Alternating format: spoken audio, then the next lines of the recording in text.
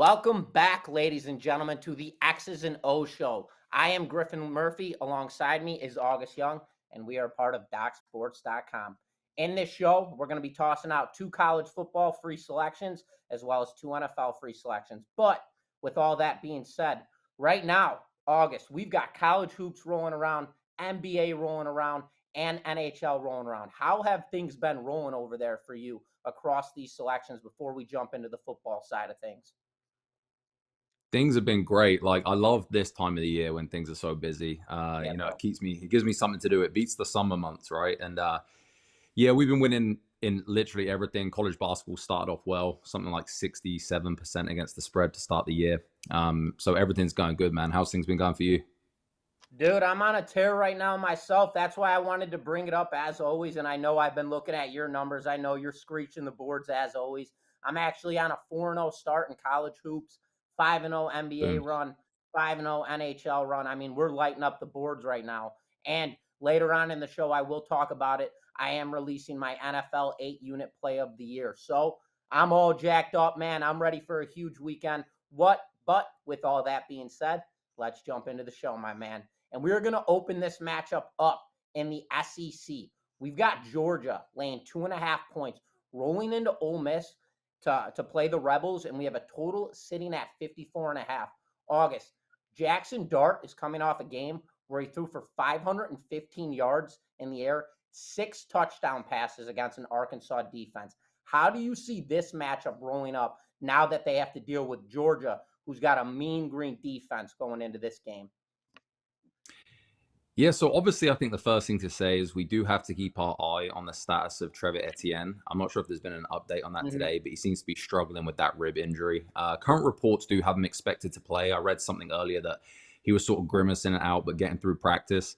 Ole Miss, they're dealing with a ton of injuries themselves, though. We'll be without Henry Parrish here. Trey Harris still listed as doubtful. He missed the last couple games. Didn't really matter in those few games, but it's still a miss altogether. Now, this is a bigger game as a whole, in my opinion, for Ole Miss, who they won't make the playoffs here if they get a loss. I dug up some coaching stats. You look at Lane Kiffin, this me, he's just 38% against the spread in his career as a home underdog.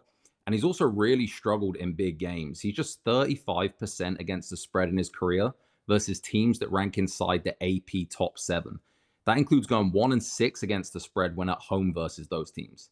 I mean, it doesn't get much uglier than that. However, I will say he does have the better team when we look at surface statistics. The issue is with surface statistics, though, they do not take into account strength of schedule. And their strength of schedule does rank outside the top 50. Now, the same cannot be said for the Bulldogs. Yeah, I understand they're 2-6 against the spread, which shows that they've been overvalued in the market. But at the end of the day, this is still a team that are 7-1 straight up versus a top 5 strength of schedule. These are guys who know how to win games. Kirby Smart definitely knows how to win big games. I mean, look at what they did on the road, right? A few games ago against Texas. That they can win these big matchups, especially on the road. I lean with them here at a field goal or less, Griff, and -2.5. I still believe there are some solid value to be had here. Yeah, August, I'm not going to disagree with your play whatsoever. I mean, I have to say what Jackson Dart did last week was absolutely tremendous. I mean, a guy throwing for over 500 yards and 6 touchdowns. I mean, that's absolutely miraculous. You don't see that often in the NFL, college football, any sport for that matter. So this kid, in my eyes, he is an NFL quarterback up and coming. Arkansas, what they in their matchup last week, Arkansas, they don't have a great rush attack, but they do have issues all over the secondary. So that leads me. Georgia, they should give Jackson Dart a much stronger task as they are currently 64st in the nation when it comes to defending the pass game. Ole Miss, they are second in the nation when it comes to total yards of offense per game, averaging 565 yards a game. Georgia, though, they're holding opponents right now to just 316 yards per game against. Their defense is full of NFL talent, and they really don't have much cons across the field, despite one spot. This game is going to come down to that one spot, and that is Carson Beck and Ole Miss's defense.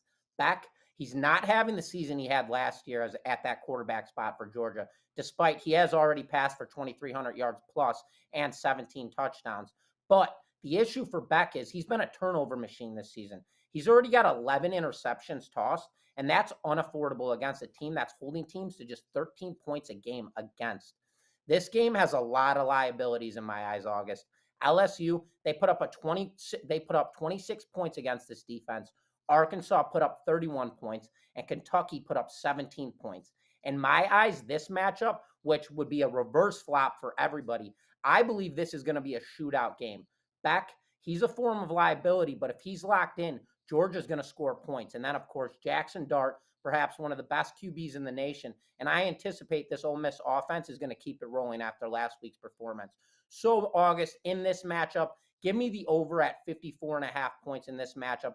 I believe both of these teams are going to erupt offensively. I lean Ole Miss here, but I'm not going to be betting against this Georgia team as they've really turned it up as of late, winning 4 straight games against Auburn, Mississippi State, Texas, and then in last week, in their most recent matchup, they beat Florida. So my play here, August, is taking the over at 54.5 points. That's my play in this one, man. Nice, nice. All right, so we're getting on to the next game. You want to lead it off? No, you take it off. Kick it off, brother. All right, cool. So yeah, we have Alabama for the next one, -3. Total here at LSU is 58.5. For me, Griff, this is a huge game for both teams, right? That they want to make it into the playoffs. I tend to feel Alabama, though, is being a little overvalued after their 34-0 beatdown over Missouri last time out. I actually had a premium play in that one on Alabama. It was not a good matchup or situational spot for Mizzou. You have LSU, though, coming off that flat performance on the road at Texas A&M. But they've had time to shake it off, prepare for this one. And you know, there's so many intangibles to this game. Like, on one hand, I do believe that Milroe should be able to get outside the pocket, run all over this LSU team at key moments. You look back to last season, he rushed 20 times in this game for 155 yards, and he had 4 touchdowns. That's just that's completely absurd. But you'd hope LSU learns something there, but time will tell, of course. Now, on the other hand, I'm not sure I trust the Alabama offensive line versus an LSU team that has an absolute nightmare of a pass rush. They've managed close to 30 sacks now in the last 6 games, and against fairly tough competition as well. I think this is a coin flip game for me, Griff. So for me, I have to take the points with the home dog, who are getting 3. And I actually think a little sprinkle on the money line is in order as well. So that's how I'm playing it. I'd love to hear your thoughts on it, though. Yeah, August, you know what? We're going to be on the flip-flop on this one, brother. You got Bama coming into this game, rolling over Missouri in a 34-0 final in their most recent matchup. This game was followed up by a bye week, so they're coming into this game well rested and prepared. LSU, brutal loss to Texas A&M 2 weeks ago, also coming off a bye week. So we have two teams that have very defensive, similar matchups here. Bama, they thrive on defending the rush. LSU, they thrive on defending the pass. So where does that take us? We have to look at the quarterback spot here.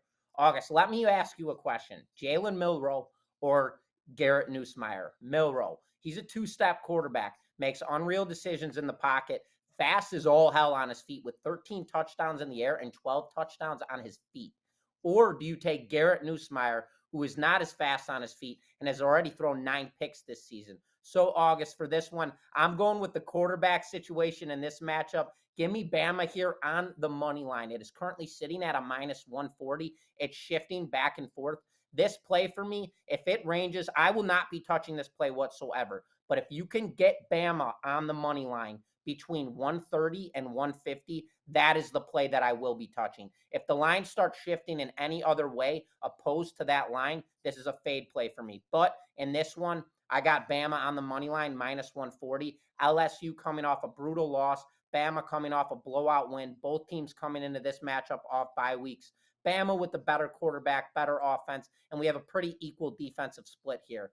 Bama's carrying the momentum here, so I'm riding the Crimson Tide in this one, August, at -140. But with that being said, let's shift gears now, brother, and jump right into the NFL.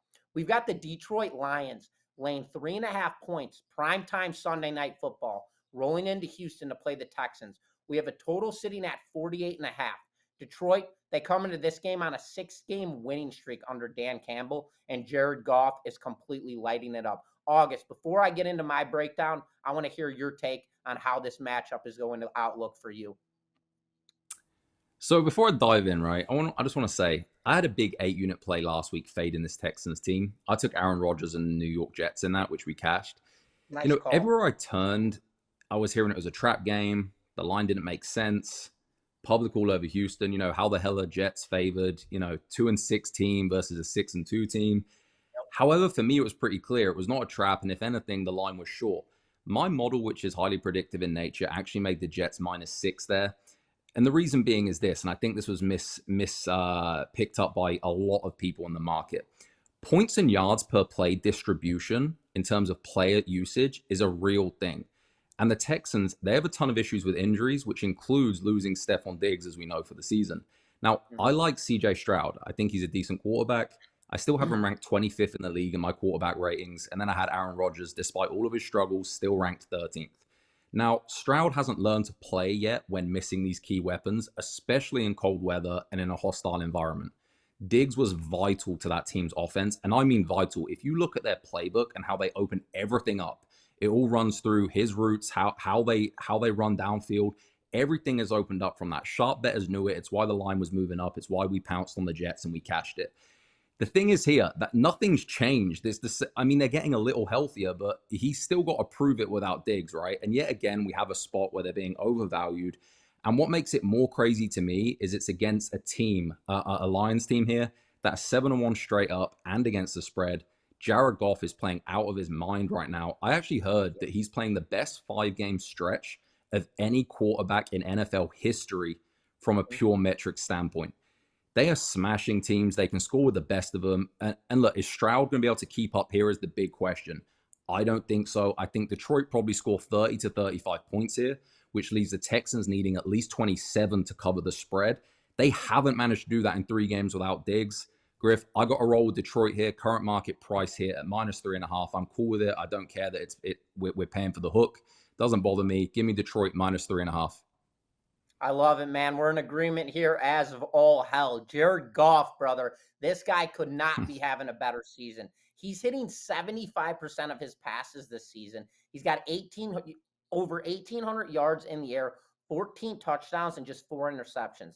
The Lions' offense is potentially the most explosive offense in all football. I mean, you've got Gibbs, you've got Montgomery, you've got St. Brown. I mean, you have weapons across the board when it comes to that offensive outlook. The only hiccup for Detroit this season has been in their defensive secondary, allowing 250 yards against per game. But this offense, let me break this down really quick. They have scored 154 points in their last 4 games. That's nearly averaging 40 points a game, which is unheard of in the NFL. When you have those kind of numbers, I don't care what your weakness is on the defensive side. Houston, they're coming off a 21-13 loss to the Jets last week, and now they have to deal with the team that's carrying more momentum than any team in the NFL right now, hands down. Houston, they have 2 edges here. They have a phenomenal head coach with DeMeco Ryans, and they come into this game with a little bit of a rest advantage. I believe it's a 3-day rest advantage. Regardless to these 2 edges, I don't see this being enough for Houston. Their defense has allowed at least 20 points in their last 7 games. What do you think Detroit's going to do to them after they're averaging almost 40 points a game right now? Give me Detroit here. Lay the 3.5 points. Even though I do anticipate a tighter game in this matchup, Detroit is a train, though, that you do not want to get in front of. They're easily the best team in the NFC North and potentially one of the best teams in the NFL. So, August, I will be laying the 3.5 points here with the Detroit Lions in this matchup. Yeah, I love it, man. I even heard as well with Dan Campbell, the ATS numbers for him as well. Like, it's just bizarre. Ridiculous. Like, this team are just a cover machine. So, Yeah, bro. yeah. I'm with you. All right, let's move into the final game here. So, we've got the Philadelphia Eagles -7 at the Dallas Cowboys, total at 43. This is a really weird market perception game. But before I give my take, Griff, you want to lead this one off and talk about it? Yeah, I'll lead this one off, and I agree with you, bro. This number is weird. The total is weird, but we're gonna put it straight and simple right here. Dak is out in this game, so Cooper Rush is gonna be leading the charge for the Dallas Cowboys.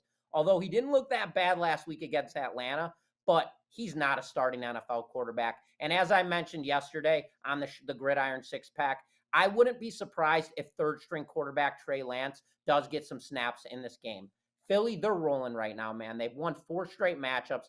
Jalen Hurts finally looks dominant in the pocket now that he's got A.J. Brown back and healthy at that wide receiver spot. The rush game with Saquon Barkley is absolutely incredible. It's stout. Philly is second in the NFL when it comes to the rush. Dallas, absolute cluster across the boards. They have a bonehead head coach with McCarthy. I mean, this guy's a complete idiot. I don't know why he's still in the NFL as a head coach. Their defensive line is getting blown up game in, game out. And now you have to deal with the Philadelphia Eagles team who has a two-step quarterback with Jalen Hurts who can tuck it and he can air the ball the hell out. Saquon should have no issue sustaining his average 6 yards per carry when it comes to his rush game. And then you've got Jalen again who could air the ball out. Or if he wants to run around the field, he could do so by all means. 7 points in this game is a lot to lay, but I'm laying it here, man. Dallas is a mess. They're 0-3 at home. They've lost 3 straight games. Philly, they're currently 3-1 on the road. They're on a 4-game winning streak. So, August, in this one, give me Philly with expectations to light them up, and I'm laying the 7 points in this one, brother. Nice, man. And I didn't expect anything else. I'm on a lone island being the idiot here. I don't know why I'm doing it. All right, so here we go. Right. Hit me. Dallas Tell stink. me I'm We wrong. know it, right? No, I don't even necessarily think you're wrong though. This is one of those things where I just get a feel for some of these things at times. I don't know, experience, I don't know. But look, Dallas stink. We all know that. They're 3-5 straight up, 2-6 against the spread, coming off 3 straight losses, both straight up and against the spread. And as you mentioned, if things can't get any worse, they don't have Dak Prescott. CeeDee Lamb is also listed as questionable. I don't think he makes the walk, but we'll see. However, the market does know this. You know, this isn't hidden information. It's factored into the line. This opened much lower, in look ahead markets. You know, it's difficult. This is Jalen Hurts and Philadelphia have not been a team historically that cover big numbers. I mean, even this season, they're like the letdown team most of the time. When they should blow a team out, they don't. Even this season, they've been favored by more than a field goal on 3 occasions. They're 0-3 against the spread in those spots. Hard to win on the road in this league, no matter who you're playing, no matter how banged up a team is, especially division game, laying a touchdown. You can even pick up, if you line shop and you're into that, you can pick up like 7.5 as well. You know, I've seen some resistance at 7.5. I've seen some sharp spots move down to 6.5, which is hugely telling. Dallas, they've played the toughest strength of schedule. I don't think it really matters. They're terrible. I doubt they get the win. And call me crazy here, Griff. I just feel there is some value on the ugly dogs. Entire world, entire market is all on Philly. Cowboys 7, man. That's it. Hey, listen, bro. Listen, bro. I know. I did this breakdown. I went through this thing and I really jumped through hoop, trying to find every angle. So how could Dallas cover this spread? Because my mind as well, in my stomach, I'm like, there's something going on here. I'm missing it. You know, you got two teams rivalry going back and forth war zone here. 7 points is a lot of points. So this is a game for me where I have that same weird feeling that I could tell that you Yeah. have across the board right now as well. And But at the dude, same time, the NFL is go just ahead, one of brother. those it's the league, the NFL, where nothing happens as you expect it ever. It's like And just that league, man. Like and it's this the could least definitely pre- be one of those cases.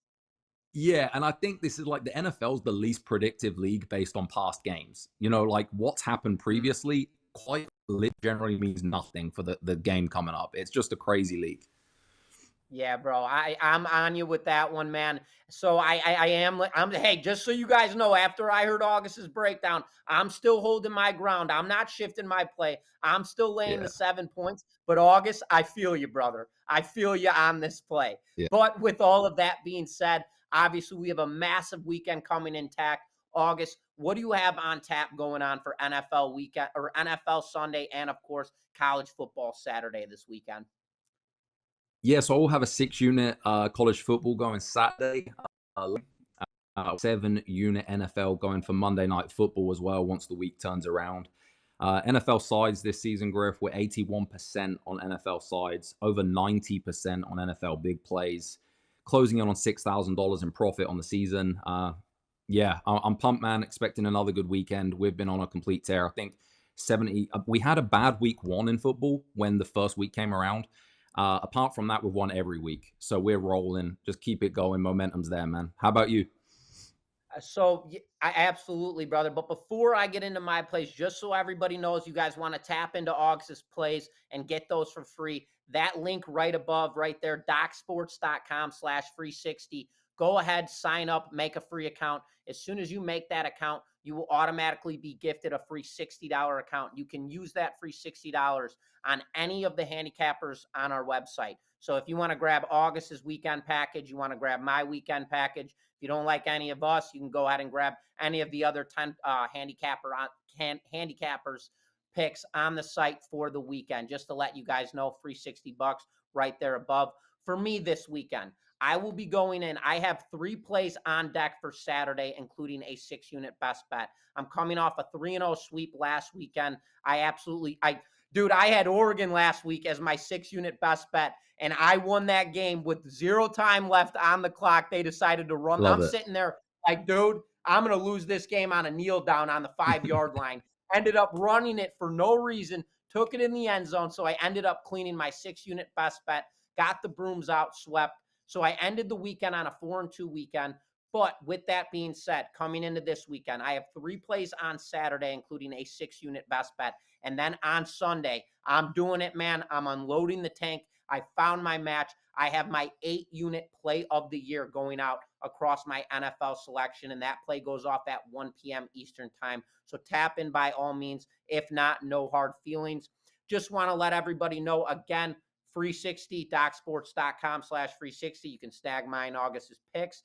And this is the X's and O's show. We tape this show every single Thursday at 11 a.m. Pacific Standard Time. So again, we will be back next week. We will not be filming on Thursday, just to let you guys know. We will be recording this show on Tuesday due to some traveling situations. So this show will be posted probably midday Tuesday, maybe late night Tuesday night, early morning Wednesday, just to give you guys a heads up. But as always, we want to thank you guys for tuning in. We'll see you guys on Tuesday of next week. August, get them brooms out, baby, because you know what? We're going for Let's another go. sweep, my man. Thank you, ladies and gentlemen, once again for tuning in to the Doc Sports X's and O show, and we will see you guys next week.